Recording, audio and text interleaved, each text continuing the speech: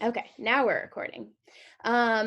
So mainly the point of this presentation is just to celebrate the fact that my participation in the Doctor of Athletic Training program is coming to an end. And we're just going to review the ways in which that being in this program has been meaningful to my personal life, as well as mainly my life as a clinician at Transylvania University, mainly in Lexington Clinic. So to start off, just a little bit of background, kind of what the objectives are for this presentation. You're going to learn a little bit more about me than you probably did, and then why I chose a Doctor of Athletic Training degree instead of like another option like kinesiology or sports medicine. We're going to go over my development as a clinician as well as my personal growth, and then what that has meant to me clinically. How has it affected my patients? How has it affected my personal relationships with my colleagues, with my friends and family, and most importantly, with my patients? And then we're going to go over what is next for me. And then if anybody wants to ask questions, they can. So my educational background, I got my Bachelor of Science in Athletic Training from Colby Sawyer College, which is a small Division III school in New Hampshire. And I graduated in 2011. And that's also when I passed the board of certification and became an official athletic trainer. I then immediately moved on to gain my Master of Science in Athletic Training from East Stroudsburg. And I graduated in 2012.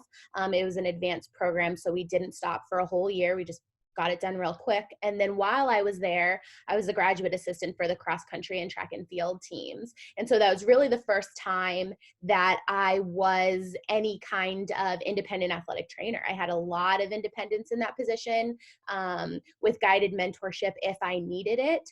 And that is also when I was first exposed to the Doctor of Athletic Training program at Idaho way back in 2012.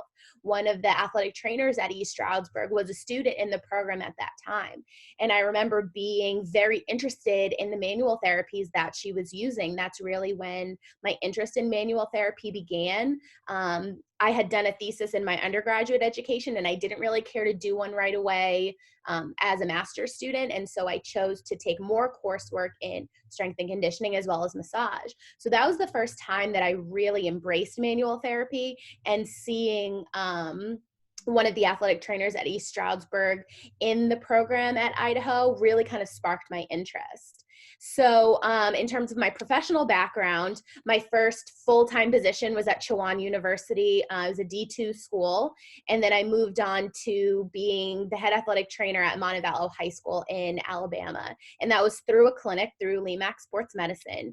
And then I moved on to the University of the Cumberlands. I was there for 3.5 years before I came to Transylvania, where I really tried to build my skills as a clinician. I was still very interested in manual therapy.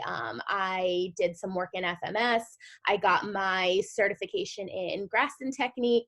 I really wanted to be hands-on with my patients, but I was lacking a direction in which I wanted to go as a clinician. I knew the way I wanted to treat patients was from a holistic perspective. I wanted to see them as a full person, not just an athlete, but I didn't know how to give that goal a guided direction. I was kind of putting puzzle pieces together, but they were scattered all over the place. So I had kept my eye on the Doctor of Athletic Training program at Idaho over the course of the next 8 years. As the years went on, more Doctor of Athletic Training programs became available in other states, but they never really met the needs that I was looking for. So why did I choose this particular program? Well, I wanted to advance my clinical practice. I wanted to become a better clinician. I wanted to really specialize in the area of manual therapy. It was what I was good at. It was how I connected with my patients, but I needed some sort of plan that I didn't really have on my own and didn't know how to put together. This program does have a manual therapy focus. I didn't want to focus in sports medicine, which was more of a general topic to me. I didn't want to focus in kinesiology. Like, I wanted to be hands-on with my patients. I wanted to be able to put into practice what I was learning immediately in my patient care. And I wanted it to be athletic training specific. You see that both my prior degrees are in athletic training and not anything else. And it's because when I entered the realm of athletic training, even as a student, I loved it. I loved not having the same day every day. I loved being outside for periods of the year, even in bad weather. I didn't want to be in four walls all the time, and I wanted to work with the athletic population. And so gaining a terminal degree in athletic training was appealing to me. And then this program is very holistic in its approach. It considers more than just the physical person. It considers their energetic component, their personal component. We see the person for all of who they are instead of just the injury that they're presenting as. We adjust our language to treating a patient with this condition instead of just the knee patient or the ankle patient. That was really important to me. And I wanted it to be clinically oriented. As I said, I wanted to be able to take the skills that I was learning and immediately go apply it to my patient population. And I wanted a program that was for clinicians that were going to continue practicing after their degree was complete. While I do want to teach and am currently able to teach, that is only part of the picture. I want to continue to treat patients probably for the rest of my career. And so that's what this degree is targeted towards. And I wanted in-person education. I wholeheartedly believe that a clinical doctorate should have hands-on skills, and you should be practicing in person with your fellow students and with your professors. I didn't want a wholly online education. I'm a person-to-person kind of gal, and the fact that we went out for 4 weeks, 2 summers in a row, and spent like 16 weeks worth of time together was really appealing to me. And I also wanted, let's be real, to continue to work while I was a student, to put my life on hold for 2 years, not clinically practice, as well as not really be able to gain a paycheck, wasn't going to be a path that I could take. So I really liked that this program allowed me to use my work site as my residency site. And we'll go over how that affected my patient care in a little bit. So clinically, as I developed, these are the ways in which I did. So my current treatment philosophy. When I began practicing as an athletic trainer, I always thought that I saw the whole patient, that I saw them as the person that they were. And I certainly tried. I tried to see them as more than just an athlete, how their injury or condition and how I was treating them would affect them in their whole life and not just their participation status. But as I have grown in this program and have implemented certain practices, that treatment philosophy has grown. So it grew from like a little nugget of holistic patient care to a much bigger picture that considers the whole person and who they are, what they're doing when they're not in the athletic training room, how they're dealing with things mentally, energetically, subconsciously, really listening to the patient and having conversations with them and taking my time with them. And so all of it is very patient-centered, and every patient is treated differently. I don't really do cookie cutter rehabilitation plans. I try to take my time with each person and choose a treatment plan that is going to be specific to them. And that holistic approach to patient care is part of that. What I really like is that there are a few patients that have bought into the holistic approach to care. They come to me and they ask for mindful moments. They ask for some type of energetic work or attention. And I am fortunate enough to be able to pull them into a private space and work through things and gain a trust that I didn't necessarily have before and a connection with the patients. I have also learned to really view each patient and what's going on with them as, is this an injury or is this a dysfunction? Is there injury to the tissue happening, or is there a dysfunction within this regional interdependent model that is causing pain in an area? But to really do that, I've had to be more thorough in my evaluations, listen to the patient a lot more closely, ask a lot more broad, kind of far-reaching questions beyond just what is immediately right in front of me. And that has taken a lot of practice, and I continue to practice that, but it has certainly aided in treating these patients more effectively. I have also used evidence-based practice way more than I ever have.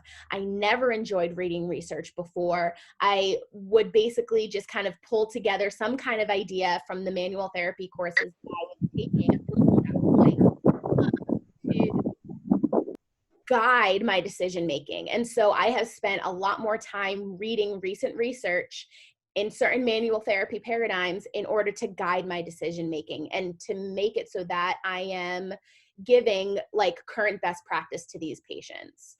And then, of course, the biggest thing is the use of novel manual therapy treatment paradigms.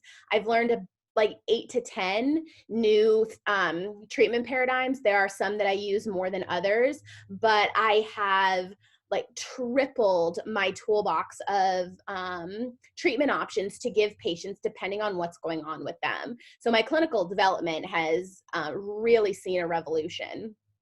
So another part of that is thorough evaluations. I because of perceived barriers of time that I had as an athletic trainer, I would tend to go through my evaluations fairly quickly. As I've gone through this program over the last 2 years, I feel comfortable spending more time with my patients than I have before because I'm getting to the root issue. And so over the long term, I'm actually spending less time with patients and just seeing more of them instead of seeing patients for weeks on end, seeing maybe some gains, but a lot of plateauing and then not really knowing where to go from there. That was what a lot of the first 7 years of my athletic training practice looked like.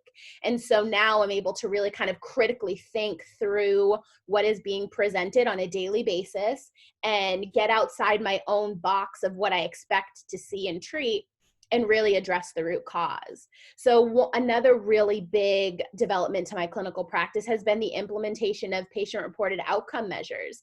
I had never heard of those before I started this program. Yes, I would give a verbal numeric pain rating scale to people, but I would never write it down. I would never track it. And so using outcome measures that are global as well as specific to the patient's injury or condition has really helped to guide my treatment decisions on a day-to-day basis. I can look at the outcome measures and look at the gains that we're making or the gains that we're not making and allow that to guide where we go that day and how I progress with the patient. What's really nice about the Transylvania athlete, kind of typically how they are, is they're very cerebral people. So they want to know what is going on in their treatment program. They want to be a part of it. And so I have many patients that say, well, how does this look today? What does that mean? What does this percentage mean? And so they have become a lot more engaged in their treatment process. It's not just kind of a drive through of, okay, treat me. This is what I want, stim and ice. And then they leave. They're a lot more interested in what's going on with their bodies and how they're progressing. And then what I've also really come to appreciate is that these outcome measures demonstrate the value of athletic trainers. They get to show that we are making a difference and creating positive change with these patients when it comes to their pain, their function, their time lost due to injury. All of those things are positively demonstrated through patient-reported outcomes. And then advancing athletic training through small but important changes. Athletic training is really kind of in the middle of this like long-term revolution because we're still a young profession and really being appreciated by other healthcare professionals sometimes comes down to language. And that is something that this program has really stressed, and we hold each other accountable for calling our patients patients and not just athletes, because we are healthcare providers. And to use terms like athletic training clinic instead of training room, and athletic trainer instead of just trainer, because these are all habits that people have developed over time, which is fine. But if we want to continue to advance the profession and be taken more seriously by healthcare providers, developing that language is part of it. And it is something that I really have to practice. But I have also noticed not necessarily more respect from healthcare providers, but kind of seamless conversation because we're speaking the same language now. And then my research interests have really grown. I had no interest in research whatsoever before I came into this program. I didn't want to investigate concussions. I didn't want to investigate ACLs. I didn't want to investigate lateral ankle sprains, and those seem to really be the hot topics. And I just wasn't interested in that. And given a whole new perspective and a whole bunch of new manual treatments that I can administer to my patients has really expanded my mind and my research interests. And I'm leaving this program with the potential to publish studies and create new studies and actually want to contribute to the body of knowledge for athletic trainers. In terms of my personal growth, and I love this picture actually, side note, people from Lexington, this is on the side of the building that Carson's and Gus shares. And I saw it and I snapped a picture of it, and I just think it's wonderful. Because I do think that every day we should try to be working towards becoming the best possible version of ourselves. And I truly believe that this program has pulled out a lot of my best features and capitalized on those. And one way is through what's called a plan of advanced practice. And this could be considered under my clinical growth as well, but it's a plan that we wrote out every single semester, would review, that was a plan in order to give us a roadmap for how we wanted to advance as clinicians. But a big part of that plan of advanced practice is how I want to grow as a person in my communication skills, in my relationships with my colleagues, as well as my patients. And that ends up reaching out into my personal realm. So the plan of advanced practice forced me to really reflect on my previous experience as an athletic trainer, what I was doing currently, and then what I want to do in the future and how I want to become an advanced clinician. Because I know personally, I don't want to stay stagnant and stay in the same spot. I want to continue to get better at what it is that I do, and that's athletic training. So a big thing for me, especially the first year that I was in the DAT, is acknowledging what are perceived barriers and finding solutions. I had probably 5 perceived barriers as to why I might have challenges implementing patient-reported outcomes, administering manual therapies, but truly when I got to the root of it, they were all perceived. And I was able to find solutions to those barriers. So what I've really come to know about myself is that I'm somebody that tries to find solutions to problems, not problems to solutions. And I really had to pull myself out of that knee-jerk reaction of, oh, well, I'm not going to have time. Oh, well, I share patients with 2 other coworkers. Like, all of those perceived barriers had solutions that were super easy, only if I was willing to find them. And then I certainly have had increased self-awareness. What am I bringing to each patient interaction? What kind of mood was I in that day? Sometimes I'm not always a chipper happy person. Sometimes I've got stuff going on, but am I bringing that into my patient interaction? And I really started to notice when I was bringing a negative energy and when I wasn't. And I really tried to acknowledge anything negative that I might bring and kind of leave that at the door. Sometimes I was successful, sometimes I was not, but I think just acknowledging that you might be kind of bringing your own stuff into a patient interaction or even a colleague interaction gives you the potential to push that aside and have a more positive interaction with somebody. And then my work-life balance has been a huge shift. It's a big reason why I came to Transylvania from the Cumberlands, because I knew that I wouldn't be able to be in the DAT and produce quality work and be the kind of clinician that I wanted if I continued to be overworked. And that is something that I appreciate about Transylvania, is that's really important to people, that we are human beings outside of our jobs. And so that has become very important to me, because I want to be able to have my own life and I want to bring a passion and an empathy to my job. And one thing that I know happens if I work too much is that I become apathetic, and I never want to be apathetic with my patients. I always want to be able to connect with them and empathize with them.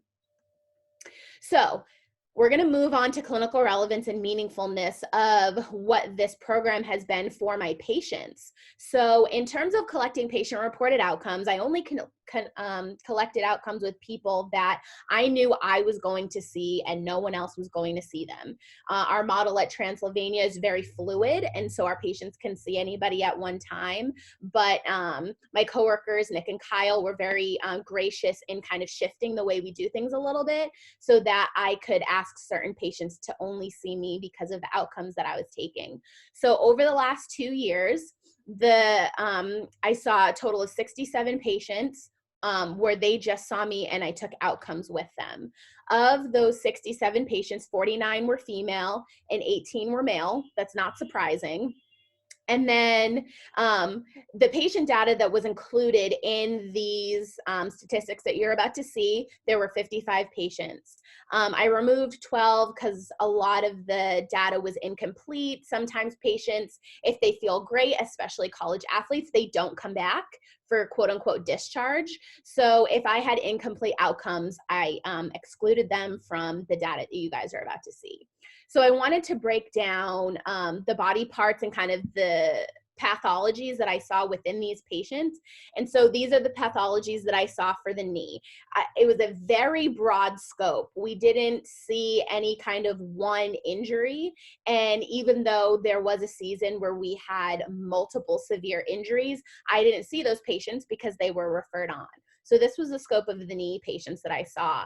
And then in terms of the upper extremity, the shoulder, elbow, forearm, wrist, and hand, as you can see, the number one pathology that I saw patients for was anterior shoulder pain. And you'll kind of see the direction that I took that in a little bit. But then I saw post-op patients. I saw people with just wrist pain, forearm pain, and the manual therapy paradigms that I developed were really triggered for those. And then in terms of the spine, I saw a lot of SI low back patients and acute non-specific low back pain as well as neck pain. That's not surprising given the activity level of these patients, how much time they spend sitting in their classrooms as well as their strength and conditioning protocols. So I found that my manual therapy skills really served these patients that complained of spine pathologies. And then the lower leg, ankle, and foot, I saw the most patients I had were turf toe, which you will see that benefited me in a little bit. And then as well as lower leg pain, this is kind of the catch-all: shin pain, peroneal pain. And then I only saw 2 lateral ankle sprains in which I treated with manual therapy. I didn't use manual therapy on people if it wasn't indicated. And so that's what you see for the lower leg, ankle, and foot. And then in terms of the thigh, the quad and hip flexor and hamstring strains, kind of typical preseason injuries, preseason pains, I was able to treat those. Now, in terms of the treatment paradigms that I've been talking about since we started, these are the ones that I used primarily and that I took outcomes on. So, and as I developed as a clinician over the 2 years, I developed certain injuries that I would use certain treatments for. So the Mulligan concept I would use for joints. Total motion release I would use for patients that had pain, seemingly didn't have any dysfunction, seemingly didn't have any mechanism of injury, and that's what worked for them. And then positional release therapy, I would use for pain in the soft tissue with or without a mechanism of injury. If there was tension in the tissue that I could detect as a clinician, that is typically where I would take that therapy. And then primal reflex release technique was really great to treat patients with muscle spasms in their back, tightness, especially for those with arch pain or shin pain, as well as muscular imbalances. So, is a patient having pain in their back because of something going on in the front of their body? Do we down-regulate the hip flexors and activate the hamstrings? That sort of thing.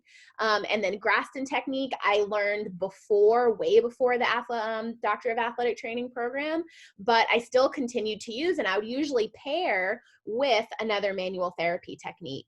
And then reactive neuromuscular stabilization, I had to develop an effort to use this one more as I got through the program. But once I started using it, it really kind of highlighted the rehab and treatment protocols that I was using for the patient to remind their bodies the functional movements that they should be doing, and then enhance those with rehab.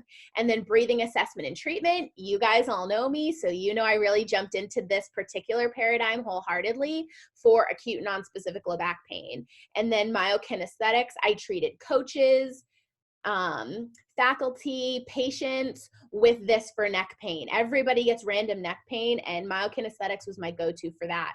And then muscle energy technique I learned years ago, but once again, it was reinforced with a lot of the manual therapy techniques I now use. So in terms of statistics, I took all of the data, my cumulative data from those 55 patients, and broke it down by body region. as you can see on the bottom of the chart. And then I looked at what was the average change in pain for each patient per body region. And so as you can see from the bottom, except for the hand, finger, wrist, and knee, I made clinically meaningful changes in each body region. And so MCID stands for minimal clinically important difference. So statistically, how much of a change needs to happen for that to be clinically important. And then MDC is the minimum detectable change. So how much of a change needs to be made to make the absolute minimum meaningful clinical change. So yes, as you can see, kind of really hand, wrist, finger, and knee, barely kind of reaching that MCID and not the MDC. However, sometimes, and you have to look back at your data, is there a ceiling effect going on, or was there a better paradigm that you could have used? So overall, I can see that I made a really positive difference in terms of these patients' pain per body region. Now, when it comes to their function, I like to use the patient-specific functional scale. Each patient gets to list their activities that they noticed have been hindered or affected by their injury or condition. And so I only had data for certain body regions. You don't see data for the forearm or the hand, finger, or wrist because I didn't have patients use the PSFS for those issues. And so you can see I reached MCID and MDC for every single body region, which is incredibly important because that means that their function was clinically impacted, meaningfully impacted by whatever treatments were being used.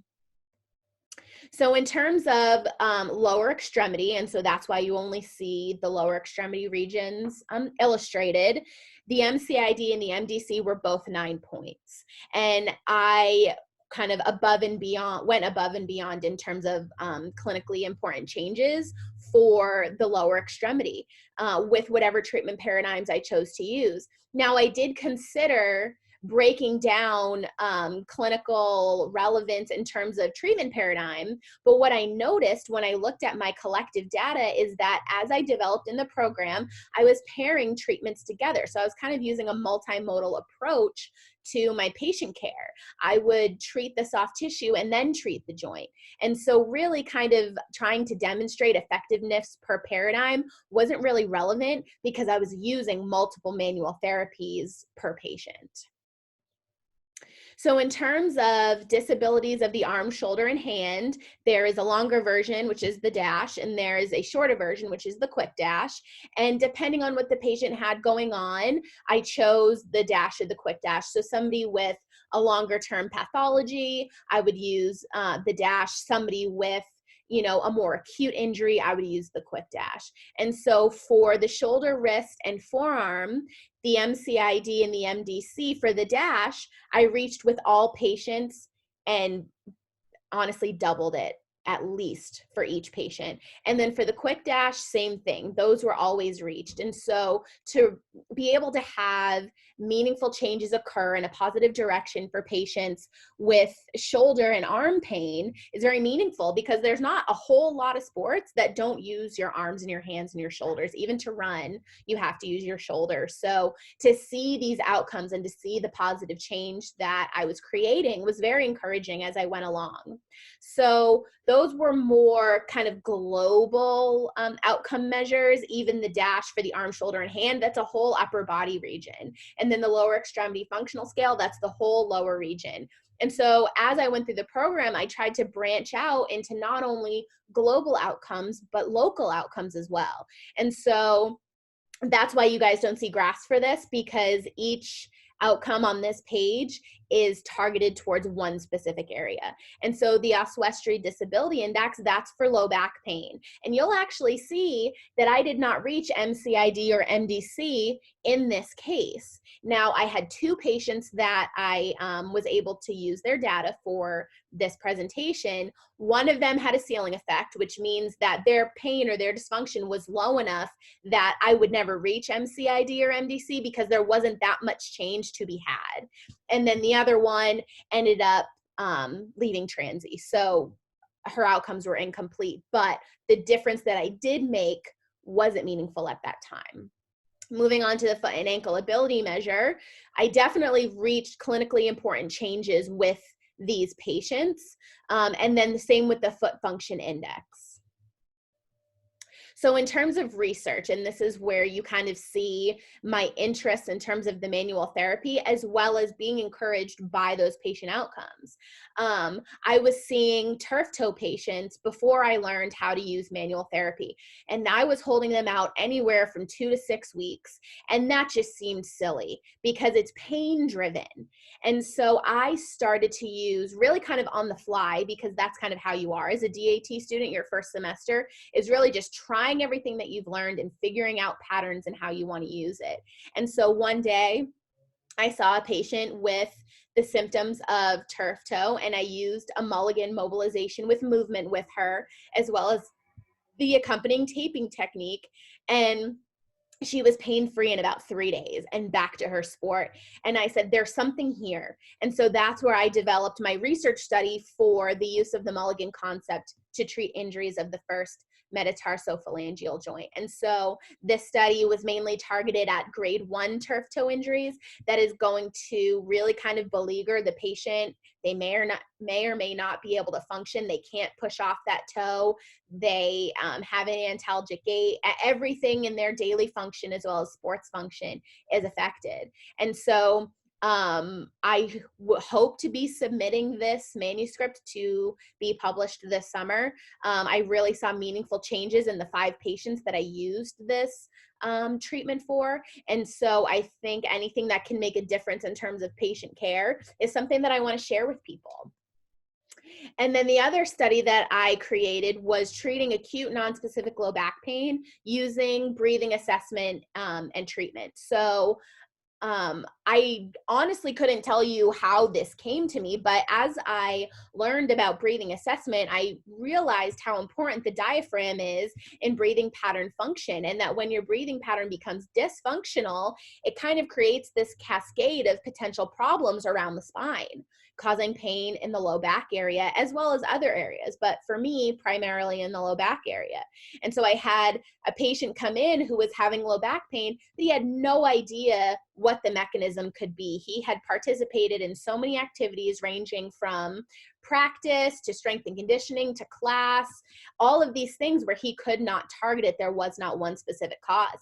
And so it was the first time I ever looked at somebody's breathing pattern, found it to be dysfunctional, reset it using a treatment technique, and then his pain had drastically decreased about 24 hours later. And so once again, I noticed a major positive change with someone. I said, well, let me take a look at who else this could benefit.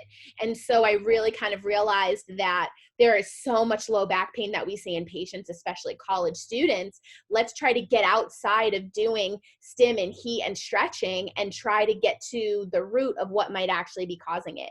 And I do think that diaphragmatic function is a big piece of that puzzle that is often missing. And so that is how that case study was born. And then shout out to Miss Janelle Hines, who's in our meeting today. She came to Dr. Wallace about trying to create a research study as part of her entry into medical school. And she had seen me use positional release therapy on her teammates, as well as swimmers and baseball players for anterior shoulder pain, which is problematic for most overhead athletes across all sports. And to be shut down from doing your sport and to be coming in for treatment twice a day for weeks on end just doesn't seem appealing. And so that's when I first tried positional release therapy, and it worked. I was seeing really positive outcomes. And so she kind of ran with that and just took the outcomes that I was implementing with all of my patients anyway and turned it into this study. And so what she found was this. There was a very positive trend in pain before and immediately after treatment. And so you can kind of see what the average pain was for each patient, and then immediately post-treatment, what that pain was. And so on average of these patients, their pain was about a 4.8 pre-treatment.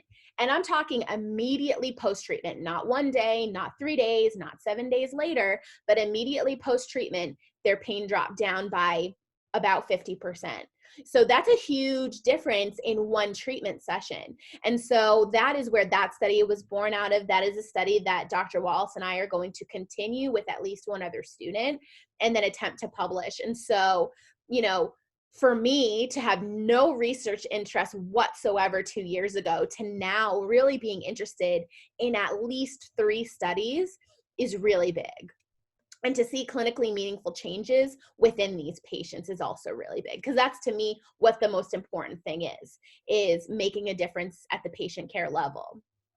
So kind of a branch off of the original research, my friend Sam and I didn't have a professional picture of her. I couldn't dig one out, but that's her. We attempted to get our presentation about breathing assessment and restoration accepted to the NATA, which they did not accept it, but we said, hey, let's give the Southeast Athletic Trainers Association Symposium a try, or CETA. And so we submitted that and we got accepted. Our presentation was accepted for presentation, which was in March of this year. And so Sam was able to go and make a presentation to a whole bunch of colleagues about assessing somebody's breathing pattern, and then depending on what your assessment tells you, resetting them back to a functional breathing motion. So that was really exciting for us. I think we're going to try to submit it to NATA one more time, but for now we have at least gotten one presentation accepted to a regional conference, and that's a really big one. So that was pretty exciting. So what's next for me? In terms of clinical practice, I want to continue to advance in areas of manual therapy. I know I want to really kind of zone in on several treatment paradigms that I've really become good at, such as Mulligan concept and positional release therapy. There's more courses that I can take in those. And so I would really like to do that. And then I would love to potentially present at professional meetings, depending on what time of year that they occur at, because I think it's really important to get your voice out into the athletic training profession if you're seeing really important changes occur in your clinical practice. And I think that those voices are meaningful, especially if you can back them up with outcomes. So, and I would really like to continue to produce practice-based evidence. I think that the N of 1 is more important than people realize, and that, you know, randomized control trials might be the gold standard, but at the same time, kind of what's occurring at the grassroots level is just as important. And so I want to be able to continue to produce that kind of evidence. And then in terms of my career path, when people find out I am achieving my doctorate, they say, well, are you just going to go into teaching full time? And no, I want to continue to practice as a clinician. I think it's really, really important that those that are teaching clinical practice are practicing clinically. I believe that wholeheartedly, because patient care is a one-on-one kind of experience. And unless you're in that, and unless you're really kind of developing your skills at the clinical level, I think it doesn't hold as much meaning if you aren't practicing clinically. And so as you all know, I teach at Transylvania now. It's not an athletic training course, but I should be, unless there are some major changes due to COVID-19, should be co-teaching a Master's of Athletic Training class this summer at the University of Kentucky. So that is a huge career goal that would be amazing if I accomplished this year, because that would be putting what I just said into practice, practicing clinically while also teaching athletic training. So that's really kind of my dream. And then I would also really like to continue as a clinical preceptor. I love having athletic training students, especially those that want to be mentored and want to be helped. I think they really enjoy their time with us, and I really enjoy having them there, because while I have passion for athletic training, it's a seasoned passion where they are very newly exuberant about it, because they are being exposed to all kinds of new information on a daily basis. And so to see that excitement, which is where I was at 9 years ago, really just kind of renews the passion that I have for athletic training and teaching. So actually, what's a fun fact is the picture that's on the left, that's an athletic trainer at Wittenberg who I met when I went there with the women's basketball team this year, who went to the MSAT at Idaho. And so I saw him doing like a manual therapy, and we got talking for about 20 or 30 minutes about Idaho. So that was really fun. So in conclusion, This has been quite a journey. It's been really kind of revolutionary to my clinical practice and my personal life, to be quite honest. And so I really appreciate all of the guidance that I've received through this, because it has been a lot to navigate. And even though most of the time it's been fun and exciting and joyous, sometimes it was a little bit daunting. But I think anything that's worth your time and attention is going to be challenging at some points. And the DAT program has certainly been transformative. And I think anybody that knows me has seen that transformation. And I really do think that passion is kind of the cornerstone of anything that people do, especially for a career. So find something that you're passionate about and keep tremendously interested in it. And that's something that the DAT has really rammed home for me. So thank you to everybody that was here today. Thank you to my coworkers, Nick and Kyle, because they have really kind of grown with me through this process and been really flexible in the way that I have kind of shifted my clinical practice and the way that I do things. And they've been really encouraging throughout the whole process. A huge thank you to JJ Wallace. I would not have known how to analyze my data if she hadn't shown me almost 2 years ago. I don't know where I would be without her input. And then thank you to everybody that has encouraged me over the last 2 years. It feels like it's gone by in a snap, but at the same time, it feels like it's been a long time coming. So I really appreciate everybody being here and those who helped me. So does anybody have any questions for me? And you can go ahead and just ask if you have any.